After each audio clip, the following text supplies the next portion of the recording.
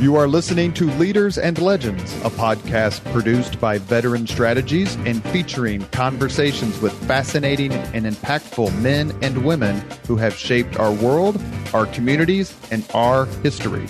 My name is Robert Vane, Principal of Veteran Strategies, and your host for our discussion. You are listening to Leaders and Legends, a podcast presented by Veteran Strategies, a local veteran public relations enterprise, and sponsored by Girl Scouts of Central Indiana, Garmond Construction, Leaders and Legends LLC, the Grand Hall and Conference Center at Historic Union Station, the McGinley's Golden Ace Inn, and McAllister Machinery, your friendly neighborhood Caterpillar dealer. You may find all your sales and rental equipment needs at McAllister.com. We are pleased to announce our podcast is now a member of the All Indiana Podcast Network in partnership with Wish TV. You can find Leaders and Legends at allindianapodcastnetwork.com.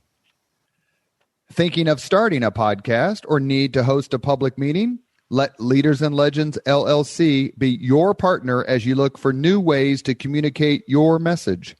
Please contact Chris Spangle and me at leadersandlegends.net. Thank you for joining us on the Leaders and Legends podcast. Our guest today is two-time elected Marion County Sheriff, former Marshal for the federal government, all-around good guy, and Golden Ace Inn aficionado, Sheriff Frank Anderson. We are joined today by a special co-host, Cecina High School Class of 71, and the unofficial legal counsel for that same Golden Ace Inn. And that is, I guess I'm unofficial. Am I unofficial PR, Kevin? Yes, you are. Kevin Murray. Kevin Murray, longtime friend of Sheriff Anderson, longtime friend of mine, one of the great East Siders I've ever met. He's joining us for a special co-hosting gig to talk about Sheriff Anderson's career and why he seemed to be so unassailable in his time as Marion County Sheriff and his drive for public service. It's really a remarkable career, and we're pleased to have Kevin join us. And with that, Mr. Murray, the floor is yours. Thank you, Robert. I guess I'd start out by saying that it has been my honor to serve as counsel to Sheriff Anderson. I met him previously when he was Marshal, probably an event he doesn't recall. But the point is, there was a time when a new presidential administration came to town, and being the U.S. Marshal is a political appointment. He'd been previously U.S. Marshal under President Carter, was serving under President Clinton, and the indication was it was time for him to go and move on, although he had been a career U.S. Marshal, although he had started, and he'll cover this, I'm sure, in the Sheriff's Office as a young man coming back from the Shore Patrol in the Navy. He went pretty quickly from the Sheriff's Office to the U.S. Marshal's office. So he was a career U.S. Marshal. At any rate, I received a telephone call from Mayor Peterson, who asked to meet with me promptly one day, and in January of 2002. And he said that he and Congresswoman Carson wanted to meet with me to discuss something. And this was right after 9/11, the September before. And he had an urgency in his voice, and it concerned me. And I said, I was at the State House working for Lieutenant Governor Joe Kernan at the time. And I told him I'd be right over to the city-county building. And he said, no, we can't meet there. Can we meet in your law office? And I said, sure. And so shortly thereafter, I met with him and the Congresswoman. The Congresswoman said, you don't know why we're here, do you? And I said, no. And she said, we're here to enlist you in the war against terrorism. And I about fell off my chair. And she just laughed at me. She said, no, we're here to ask that you help Frank Anderson run his campaign for Marion County Sheriff. And so that was sort of the formal introduction at the behest of the mayor and the Congresswoman. And it was just an opportunity that I could not resist. I immediately called Governor Joe Kernan, then the lieutenant governor, and told him what the request was. And he said, well, Kevin, you have to do this. Frank's a good Navy man like myself, and you ought to be off and running. And so we were off and running. That was a whirlwind campaign in 2002.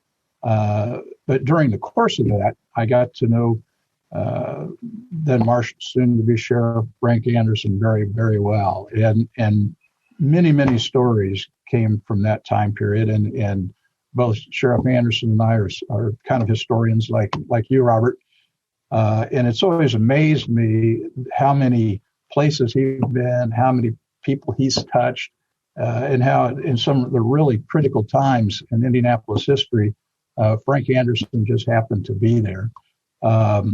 One of the stories I'd like him to start with, however, is back in high school. And as he will tell you, he's a proud Shortridge Blue Devil. Hey. And he was going out for basketball. And the grandfather of our good friend Judge Eichholz was the basketball coach, Cleon Reynolds, a fairly famous high school basketball coach. And Sheriff Anderson, young Sheriff Anderson and Coach Reynolds had a discussion. Sheriff, you want to tell Robert and the listeners what happened during the course of that discussion? Yeah, it was a very interesting discussion. I played in grade school. I was on the starting five. I was always a little guy, too. When I was in high school, I was 4'11" and weighed 92 pounds. So I went out to try for the freshman basketball team at Shortridge. So we were all standing out in the hall, and the gym was closed, and the wrestling room was right next to the gym. So the coach, Paul Deal, said, come on in, boys. And we all stood around the mat in there, and while the wrestling team were practicing. So then he said, well, anybody want to try that? And I said, yeah, I'll try it. So anyway, to make a long story short, the guy that I wrestled then, no training did I have of it, he was the varsity man for the wrestling team at Shortridge.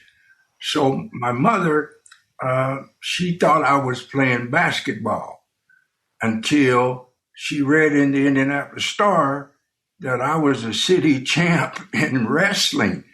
And she got concerned. She said, well, no, he's going to get hurt. You know, he's a little guy. He's going to get hurt. And the wrestling coach and the basketball coach and the principal came and said, no, he's beating everybody up.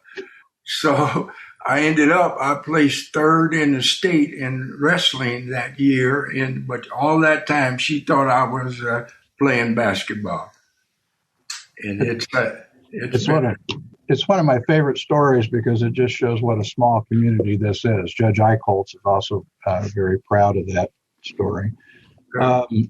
So after high school, Sheriff Anderson ventured into the Navy, where he ended up getting into the shore patrol and having a great experience in law enforcement, which led him back to the Marion County Sheriff's Office ultimately. But during that time, he served in South Carolina. And as someone who traveled the South in the late 50s, I came to know as a very youngster the segregation of the South. And by the time the sheriff got there in the early 60s, I don't think it had changed much. Would you like to tell folks about some of your experiences while you were in the Navy there in South Carolina? Yeah, it was very, very interesting. At the time, I had scholarship offers to go to college, and my dad was in World War II. And that's what made me decide to go and join the Navy. And then down in South Carolina, as you indicated, being an African American, we were only allowed basically to go 2 blocks where they had the hotels and the bars and all that. And at that time, they had 2 black police officers, but they could not make arrests because you got all these sailors and all that. And you can imagine the activity that was going on after having cocktails and all that in the evening, the black police officers could not make arrests. They had to call the white police officers to make arrests. And the ship that I was on was only like 2 blocks away from this area where we would all congregate at. And at the times of going back and walking back and so forth, we were called a lot of different names and what have you.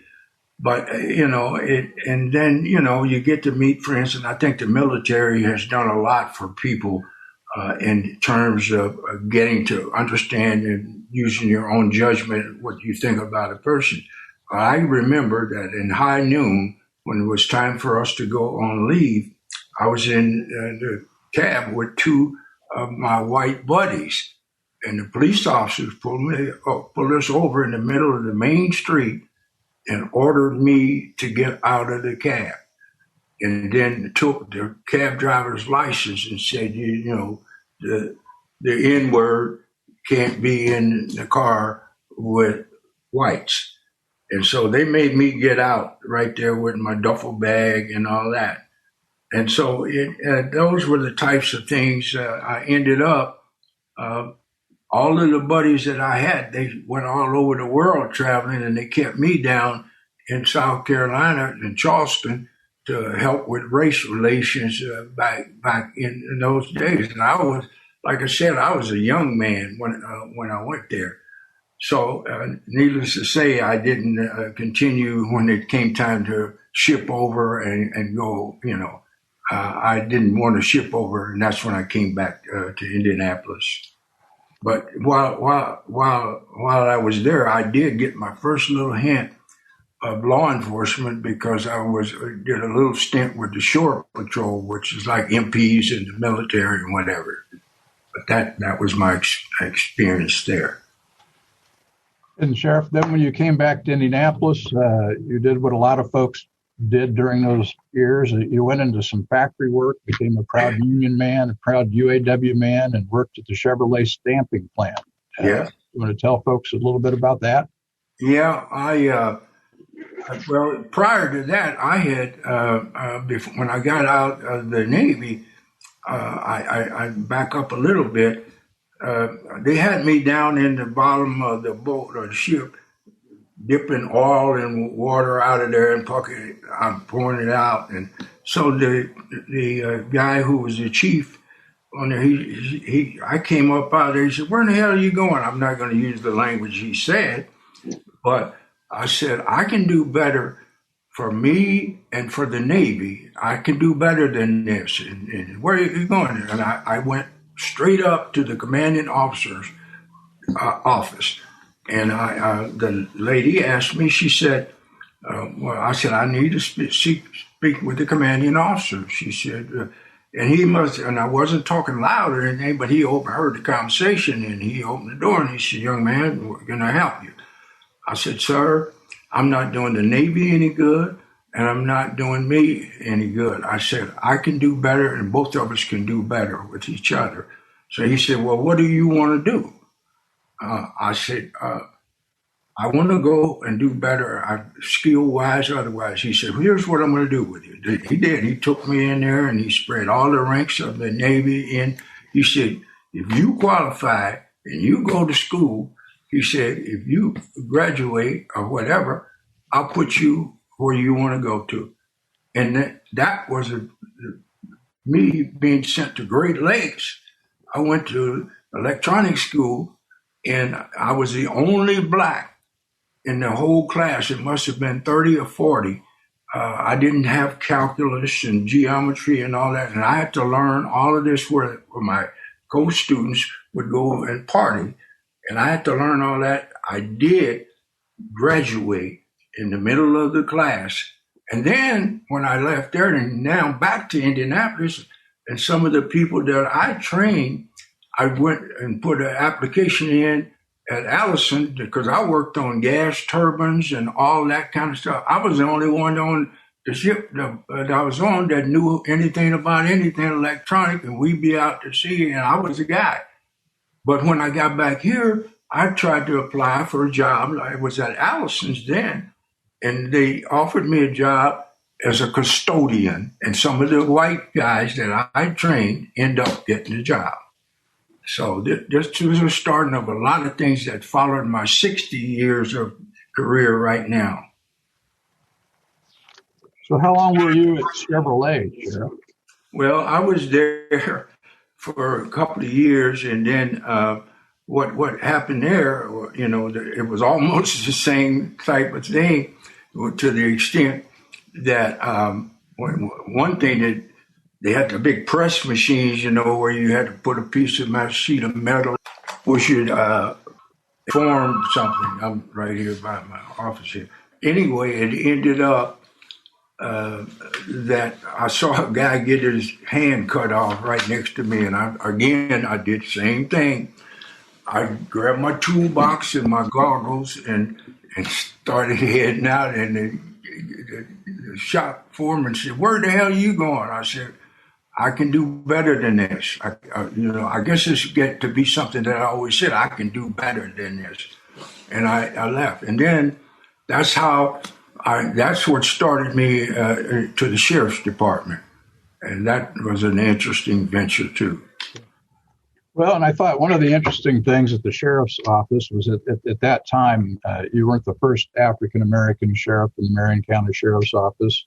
You ultimately become the first Marion County Sheriff deputy who's black, who actually gets to patrol the roadways and the streets and the highways within the county.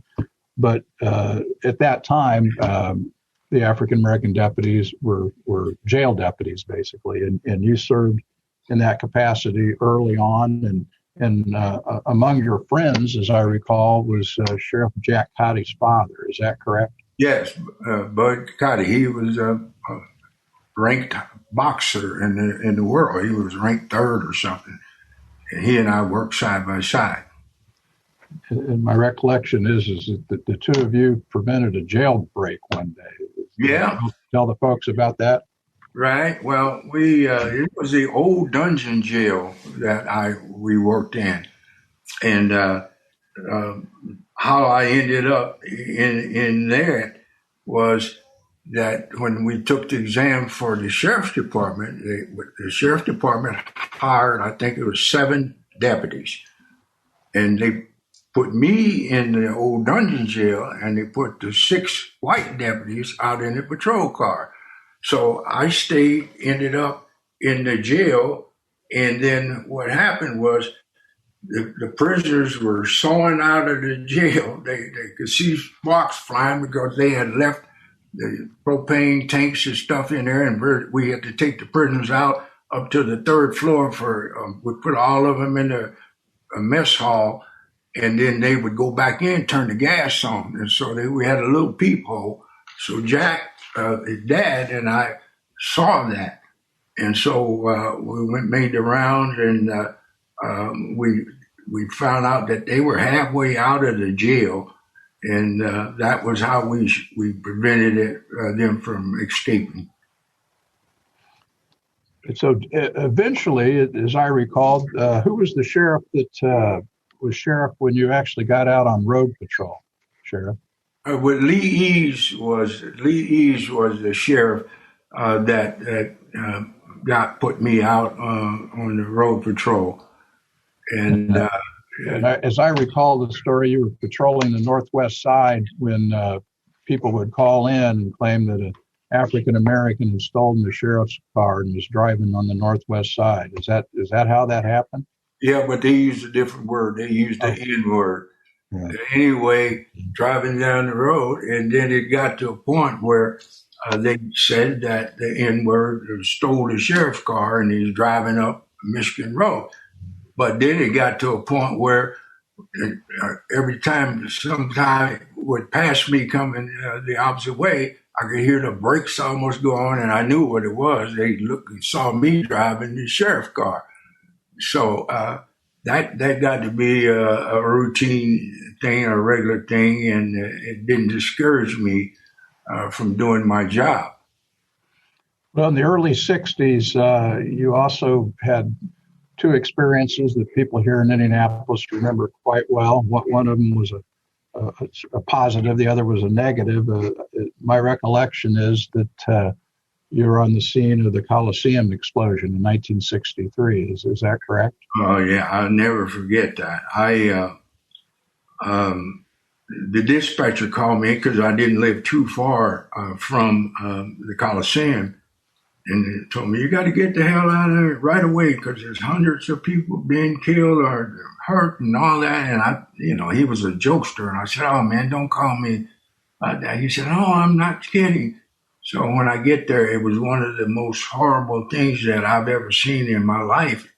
And being a young man that I was at that particular time, when we got there, there were people coming out bleeding, and it was a horrific sight to see. And then it ended up that my partner at that particular time, we had to, what it did, the popcorn machine blew up and created this fire in that whole section, and the people dropped down in it and burned them up. And so what we had to do was to go and get these people to see who was living and still alive and all that. And I'd actually, you grab somebody's arm and the arm would come off of them, and they were black, crystal black, where they had been burnt up. And when my partner at that time, he was upset, understandably, and these big blocks of concrete had just come down and crushed people, and we were trying to get him out there, and we get him out, and he was really hysterical. He said, I think that's my mother. And I guess the dress and stuff that she had on, it looked just like that. And thank God it wasn't her once we got her out. But then it didn't end there. We had to put people on the ice for the morgue part, and they put sheets down, and we had to take all these crushed, burn up bodies one by one and put them on these sheets to keep them, cool until later on. And then it ended up that we had to take all of their clothing that we could gather and back and take it down in the morgue or the city county in the van, and all these clothes were stacked up in the back of this van. I'll never forget that. And then as we go down into the basement, they had to make a quick stop, and all of this stuff comes up over top of us. And then that wasn't the end of it. And then the next day, I had to have the morgue duty, and where I had to look at these bodies all over. There's hundreds of people would come to try to claim their loved ones, and looking at these bodies over and over and over. And, these are things, and usually, I guess the Lord has blessed me to a point because I've seen a lot of things, but I don't really think about them unless I'm talking about it, So that was one of the most horrific things that I've seen, but and it goes on and on. Well, so the next year, my recollection is, in continuing with the state fair theme, the Coliseum hosted the Beatles. Yeah. My recollection is that you were involved in that detail. You want to tell folks about that opportunity? Yeah, when they were performing there, we had part of security to, protect them and whatever they need to do or wherever they had to go and be escorted and all of that.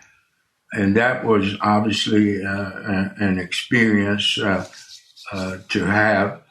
And even to the extent that when, especially the people that were really following them, young people, when they found out that they'd ask you, did you see the Beatles? Yeah, I was with the Beatles. And then they'd scream and be happy. And all that. Can I touch your hand? Since you did, can I touch your hand?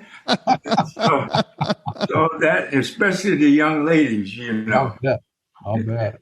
yeah, especially the young ladies. But it was, I've had a lot of things that are happened like that, and now I'm in another later in life. Another thing am proud to say that I have personally shook hands with four living presidents. I have personally shook hands with them. Well, we'll get into that a little later, Sheriff. Okay. As we transition, though, but before you leave the sheriff's office, you work with a lot of folks throughout. And one of the things during your tenure here as sheriff, you did the wall of honor in the conference room, a memorial to the deputies who were killed in the line of duty, with portraits on the wall in the conference room honoring them. And in addition, you also had commissioned Indianapolis firefighter Ryan Feeney, who ended up doing the Peyton Manning statue as well, but the fallen deputy memorial in front of Marion County Jail. And one of the things that always impressed me, it seems like you had a pretty close personal relationship with almost every deputy who was killed in the line of duty. You want to just sort of briefly talk about that, Sheriff? Yeah, it was almost something I'd never forget it. And every one of them that had been killed in the line of duty, I knew them, and and then as time went by, as the sheriff or what have you, just to have to be there and to putting these flags in the coffins and dealing with the families and what have you. It even got so the 60 years that I have been in it, usually any memorial service that I would go to, I would always take that and start checking the names that I know. In 60 years, there's a lot of them that I knew. Well, so eventually you were recruited to the U.S. Marshal Service, right. Taken into the federal government family, so to speak. And you were involved in what I would call the tumultuous 1960s, a time of a lot of radicalism in the air and whatnot, opposition to the Vietnam War and whatnot. My recollection is that you were involved in the creation of the undercover unit. Is that correct? Yeah, I worked undercover in several locations, and especially back in that day, that's when my nickname was Bush, because that was back when they had the big afro. I'd have this big afro, and then I'd have the chains and all of that around my neck, and me and a couple of other guys, we worked undercover, and back during the Vietnam demonstrations, we got in the crowd with them. And we were there when they were planning on blowing up a bridge or something. And we were pretty sharp at picking the cops out because we'd blend in, and then we'd go over and be at rallies and whatever. And I'll never forget the director I think it was the Attorney General, and they were in the car together. And me and this guy, God rest his soul, he worked undercover with me a lot from Arizona. And I guess the Attorney General, when he told the director of the Marshal Service, said, "You see those two guys there?" He said, "Yeah, they were rough-looking guys." And he said, "Those are two deputies. Those are two deputy marshals." And Vance Harkey almost blew my cover because Vance had a lot to do with my life, because I'm out there and when we were having the demonstration and stuff, and I was coming around his truck, and I know if he saw me, it would blow my cover. So I had to duck and dive under a truck and all that. those were some other interesting days, to say the least. Hiding from Senator Vance Hartke in Washington, D.C. in the midst of a riot. Yeah. So another thing that you did during your time there was you were one of the founders of the Federal Witness Protection Program, and I know you were involved with mafia witnesses during your tenure. Is there anything you can share with the listeners about that? I know there's still some things you can't even talk about, but whatever you can share would be interesting. Well, it was out of 20 of us that were called to Washington. I just happened to be one of the people that was called to Washington to help develop the Federal Witness Protection Program and the Court Security Program. And I knew we went to Washington to plan this new organization. And we were there 2 or 3 weeks to put it together. And then I remember the day that it was graduation time when I went and they called their people's names. So-and-so, you go to room this, that. And when I went to the room and opened the door, and the director was sitting at the table, I knew I was in the right room, But it became a point where that program was, and I was told it took a lot of weight. I'd give my wife and a lot of credit because I was gone 5 or 6 months out of the year with this program. My family has been threatened by the mafia to kill me and them.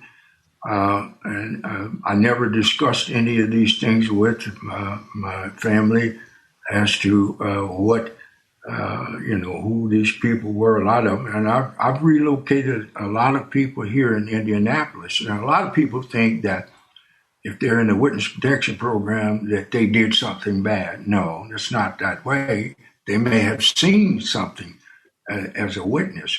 And that meant, and my neighbors were really confused because one day you might see me with a white lady in the car and kids, and then the next day I'll be with a black lady, and then the next day I'll be with all kind of ladies that you would think are ladies of fun ladies, for lack of better word. Like, what the hell is he doing? And so, but it was my job to have these people removed and to change their location and redocument them and all that.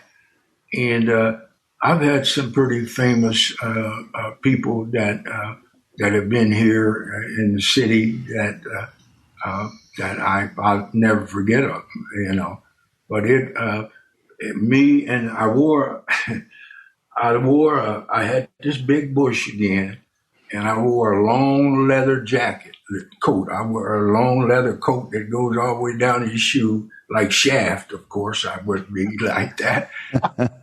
And so they called me one time. I just got back in town because, like I said, I was gone maybe a month or two at a time. And they had up in Milwaukee, they had 30 prostitutes that they were going, and they took their pimps off the street. So they said called me, and I had just gotten back home, so I had to go to Milwaukee. I was trying to go to Milwaukee. They said, we need you to come up here right away. We got 30 prostitutes camped there. So here I come with this big afro and this long trench coat on, and they said, he's here. And everybody looking at each other, he's who? So I had to get all these people that had children, they were drug addicts, and had all kinds of problems, and I had to move them across the country to different places. And that's just a part of it. Right. Well, another thing while you were in the Marshal Service that I thought was very interesting, there's an iconic painting by Norman Rockwell of a young African-American girl integrating a school, and all you see is she's surrounded by U.S. Marshals, and you don't see the heads of the Marshals, but you see the the armband of the U.S. Marshals, and you see graffiti on the wall with the N-word and all kinds of other things. But Right. you have a personal relationship with that young lady. Would you like to talk to the listeners about Ruby Bridges? Yeah, Ruby Bridges, I met her. In fact, I met her at the White House. And we became like brother and sister of sort to the extent, and in fact, her program that she has going travels all over the world, in fact. And she stays here in my house for years. We are with her when we go down to New Orleans. We're just basically like family, and she is somebody that I dearly respect, and the things that she has been through. When they named the school after her and all that, my wife and I, and when they had the Mardi Gras, we'd go down there and be with the mayor and all that, and so it's been a good relationship that we have with Ruby. And I was honored to meet with you all up at the Children's Museum when they opened the exhibit and dedicated to children in stress and under stress, and the Anne Frank exhibit, the Ryan White exhibit, and of course Ruby Bridges is the only living child hero who they celebrate there. But that was very, very special. So during the Carter administration, you were actually appointed to be the U.S. Marshal. Would you like to tell folks about that process? Yeah, it was one that I always remember. I think that was in '77 when I was sworn in August the 1st, 1977. You know why I remember that day? The reason I remember that's the day I quit smoking. I was smoking 2 packs of cigarettes a day, and that's the day, August the 1st, 1977, that's the day I quit smoking. So I'll never forget that. But that was quite a step and change in my life. I had worked my way up through these other things, the witness security program, and another part of the thing before that was the fact with the Special Operations Group. I don't know if that's the Marshal Services Task Force. I was a squad leader in that. We trained on the Mexican border. We wore the blue jumpsuits and the helmets and all that, and I was a squad leader in that.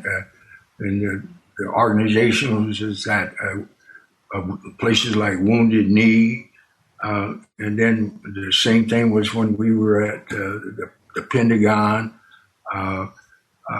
That was quite an adventure to be there. And we had several guys that got hurt in that because there was a lot of confrontation that we had. Sometimes it makes me wonder about when the director, we were up in Minnesota,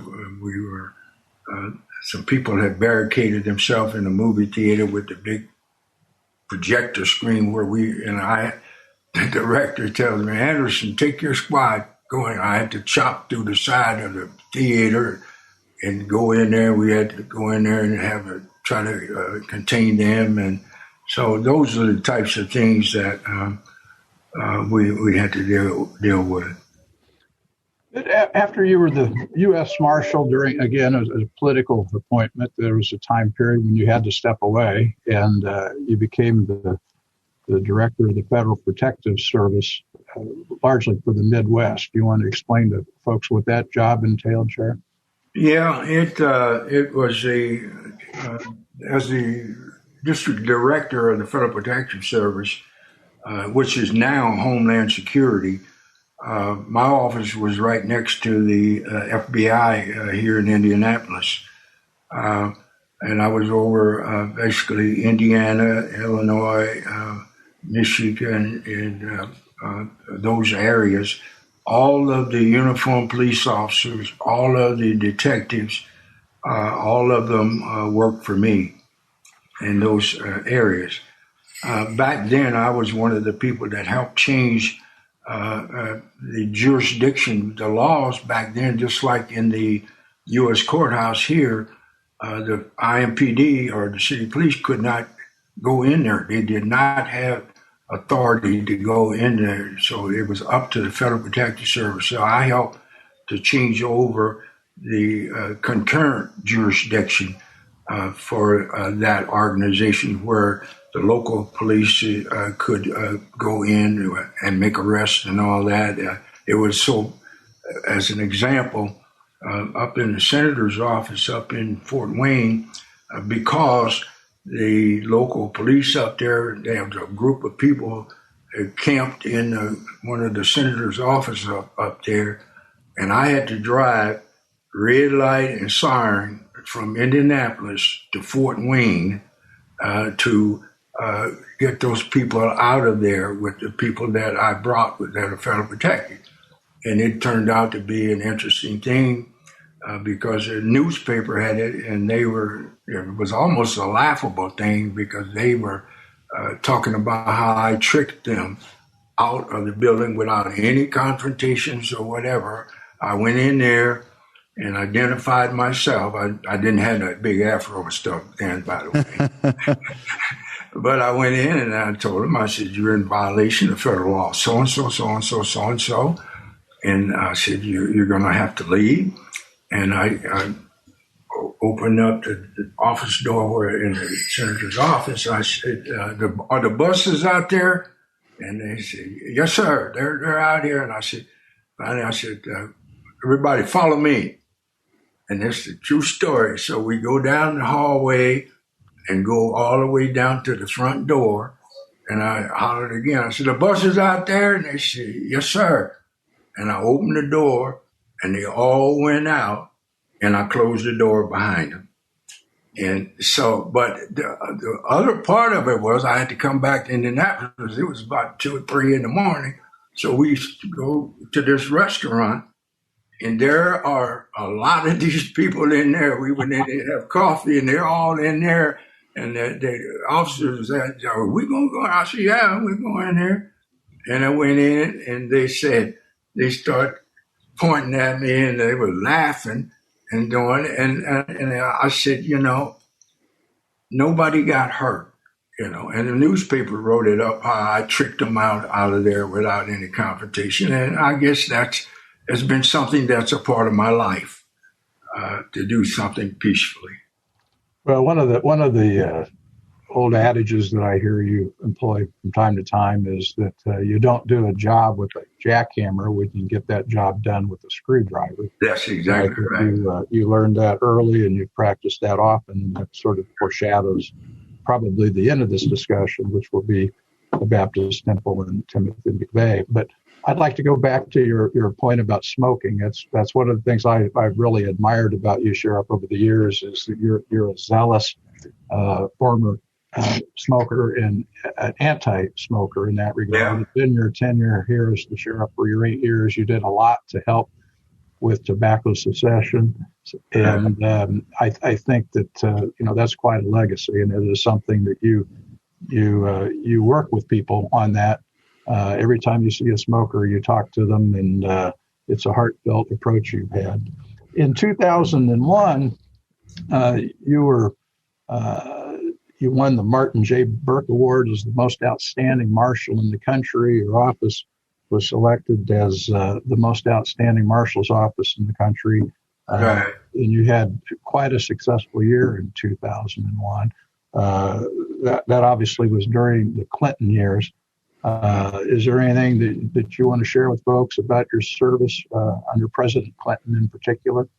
No, other than the fact I tried to just be the same way, and I always reverted back when dealing with things. And, what's going on even today reminds me of something that my mother and father taught me, because a lot of times, even through my career, people ask me about my position on this and that and what have you.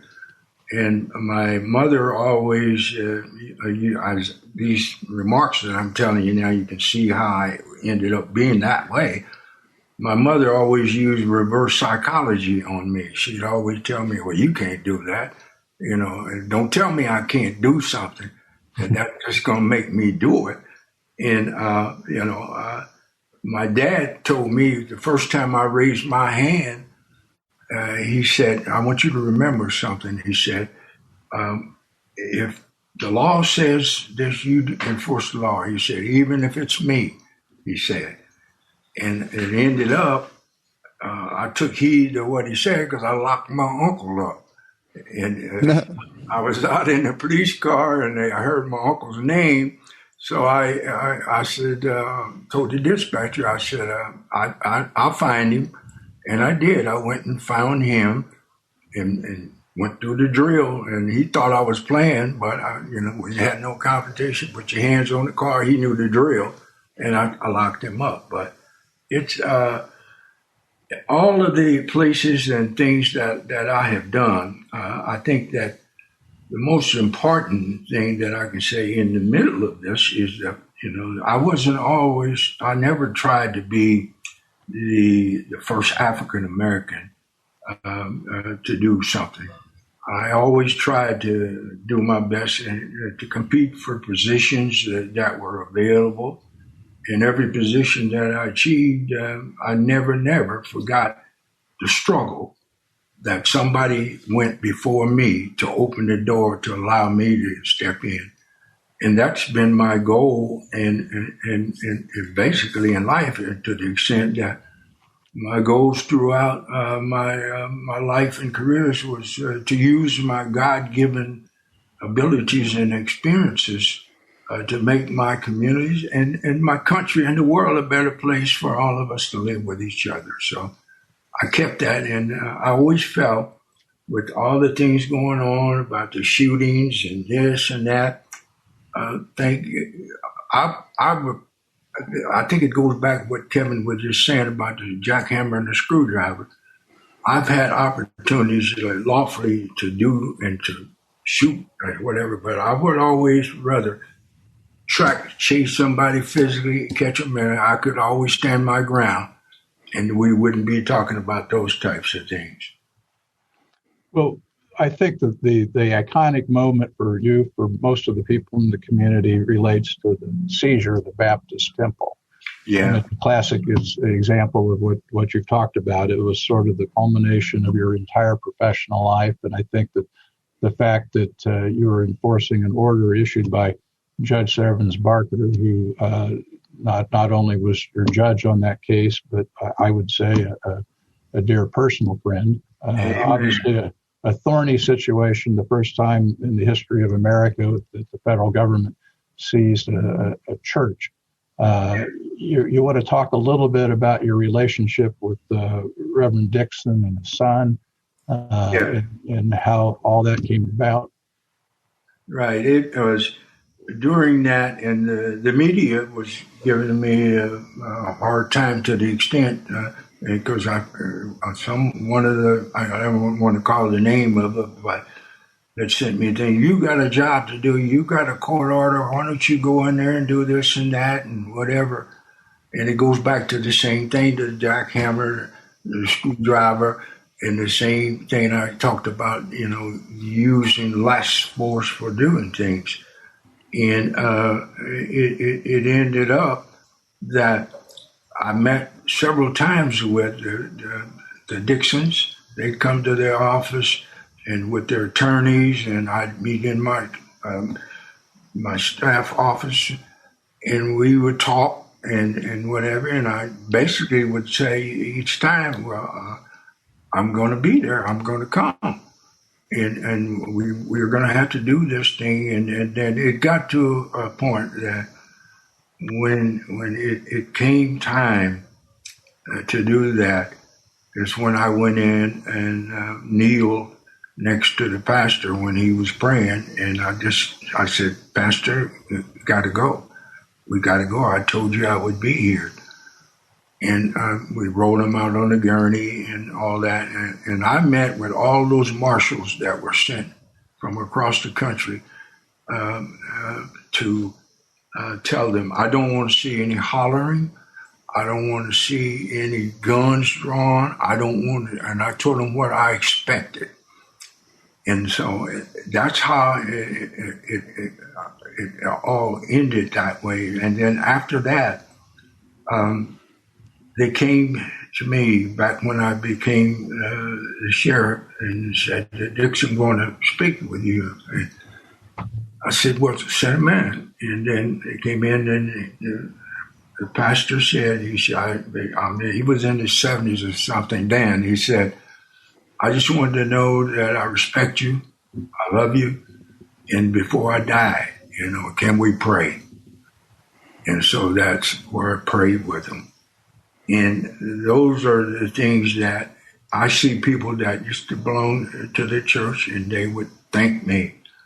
The Attorney General of the United States called me the next day. I think we were at a ball game or whatever, and they kept telling me, Attorney General Ashcroft wants to talk to you. I thought they were playing or whatever, but he said, the nation owes you a thanks that we didn't have another Waco. Because there were people, there was 60 or 90 days that I was patient enough to talk to them and to deal with it because I've always used the same train of thought. If the law says something, I have to enforce the law and follow the law. And again, it goes back to the screwdriver and the jackhammer. You don't have to do that. And I'm really watching a lot of things that's going on in our society today that kind of bothers me, and that I could never see myself being in those types of things that a lot of them that are happening today. There's another way to do things. Well, Sheriff, one of your other maxims is the what you call the 5 Ps: proper planning prevents poor performance. And I think that your handling of the Baptist Temple seizure in accordance with the court order, it was a classic example of that. Okay. Shortly after you did that, then you had another job to do for the federal government, and you had to handle the execution of the Oklahoma City bomber Timothy McVeigh in Terre Haute in the federal death chamber. And his conversation with you before you executed him, I always thought was chilling. Could you share that with us, please? Yes, when I first met him, when we were in the execution chamber, the warden introduced me to him, and he said, Frank J. Anderson, he's United States Marshal. He said, you're a good man. I'd hate to see you retired. And that was something that really stuck with me. And then, of course, he finally asked for a priest, and I got him a priest to give him his final rites and so forth. It was a very, very, very sobering thing. And a lot of people don't know how their execution goes. They just think, you see the movies, you stretch your arms out and they IV you, but it doesn't go that way. They go in a different area in the leg or whatever. But the drugs that they give him are like 3 different ones. And he was having a hard time for it to get the flow. And so he asked for a cigarette, and we managed to give him a cigarette. And then he asked me, he said, there's like 4 windows in there. There's nobody in the death chamber but me, him, and the warden. And then when I had to do the phone thing, I talked to the Attorney General's office to see if there's any legal or civil reason why we should not proceed with this execution, and they gave me the okay to do it. But when the thing wasn't flowing right, I tried to. It was difficult to the extent that I know this is difficult, but you're going to have to relax the best you can. It's a hard thing to say. So I tried to calm him. And then he asked me, he said, where do these rooms go to? He said, which camera goes to Oklahoma City? And I said, that one. I pointed to it. And there were government officials, his witnesses, and four windows. And then when we finally got everything hooked up right and all that, the rest of it, will speak for itself.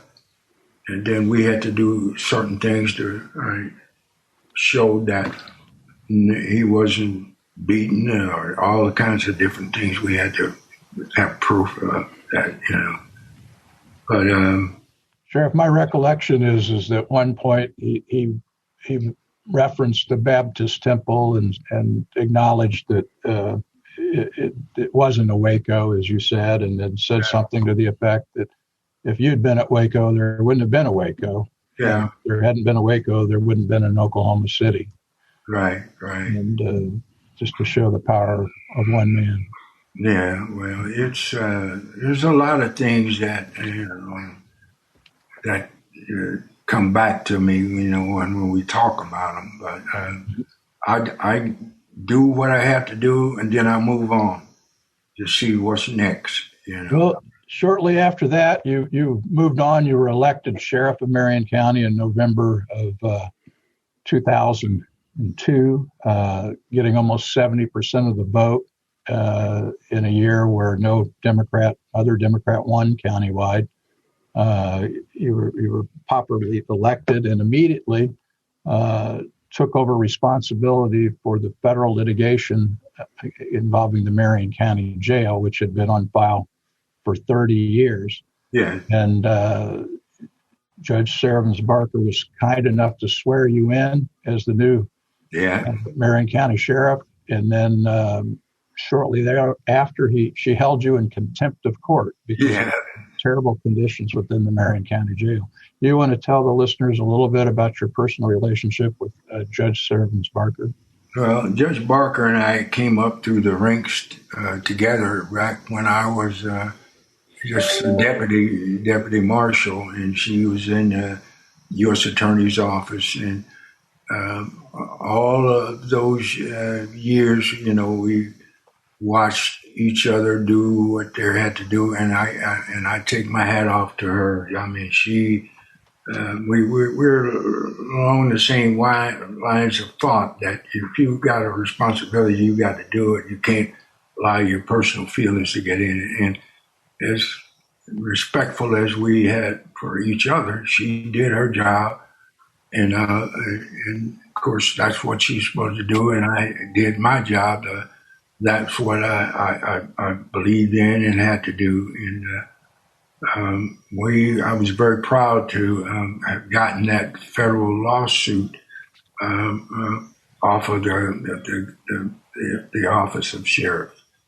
But I meant one other thing, back to the execution.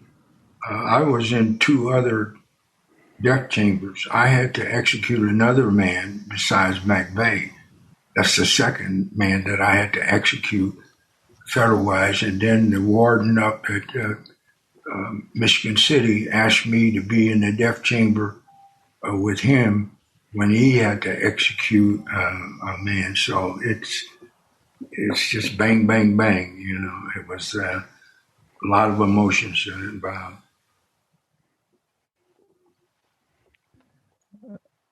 Sheriff Anderson, we ask the same 5 questions of all of our guests at the end of the podcast. Are you ready? Yes. What was your first job? My first job? Oh, I had to stop and think about it because I went straight in the military, and then it would have been at the Chevrolet plant. What was your first concert? I was too busy to go to concerts. Number 3, it'd be tough to beat Greg Ballard's first concert, which was Sly and the Family Stone at Indiana University. We've had some other good ones. The Beatles, Rolling Stones, lots of them. Yeah. Number 3, if you could suggest any book for someone to read, which book would you recommend? The Bible. Number 4, if you could witness any event in history, which event would you choose? Where everybody's peaceful and getting along. That would be a celebration. And I write a lot of poetry, and hopefully you'll be able to read it.